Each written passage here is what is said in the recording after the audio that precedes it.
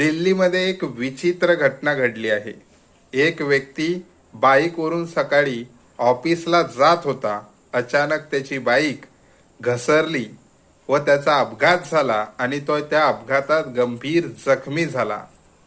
रस्त्यावर पडलेला असताना तिथे काही लोक आले आणि त्यांनी त्या तरुणाला मदत करण्याऐवजी त्याची बाईक घेऊन ते पळून गेले.